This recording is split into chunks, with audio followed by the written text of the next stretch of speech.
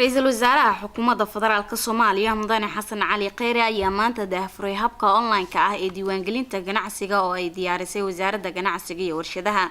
Habka online-ka ah ee diiwaangelinta ganacsiga oo qayb ka ah fududeynaysa ama sahlidda ganacsiga ayuu Ra'iisul Wasaare Kheyre sheegay in ay ka dhalanayso in dhaqaaluhu kobco. Ra'iisul Wasaare Xasan Cali Kheyre ayaa sheegay in hadafka ugu weyn ee dawladda uu yahay in shacabka Soomaaliyeed iyo duniduba ay aaminaaduna ay ku xiran tahay in dawladdu ay iyadu ka soo baxdo doorkeeda.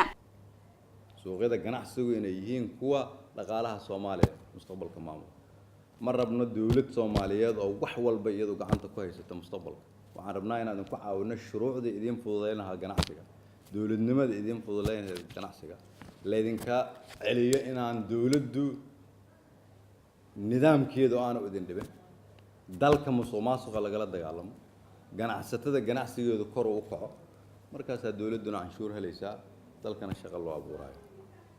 waa tallaabo bilow ah, waa soo dhaweynayaa haddii la yiraahdo. waxaan rajeynayaa marka sida hawshan aad u qabateen in ay noqoto tallaabooyin wasaarad waliba ay qaado.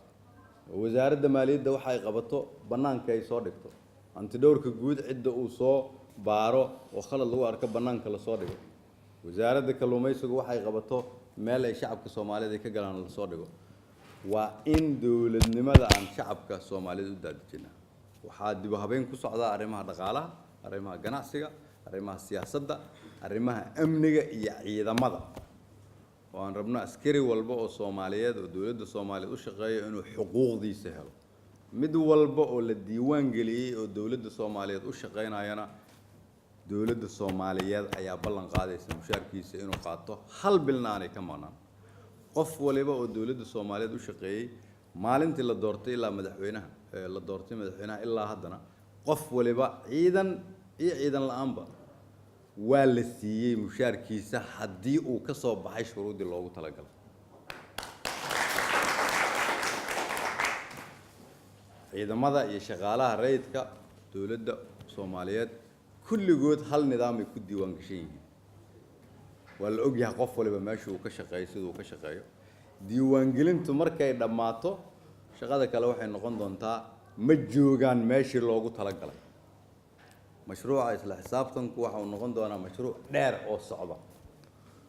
laakiin xuquuqdeena waxay tahay in qof walba oo dawladda u shaqeeya, askari iyo shacabba, uu helo xuquuqdiisa. qof walba xaquuq la siinayana ay noqoto qof dawladda. Maryam Xuseen Jibriil, Som News TV, magaalada Muqdisho.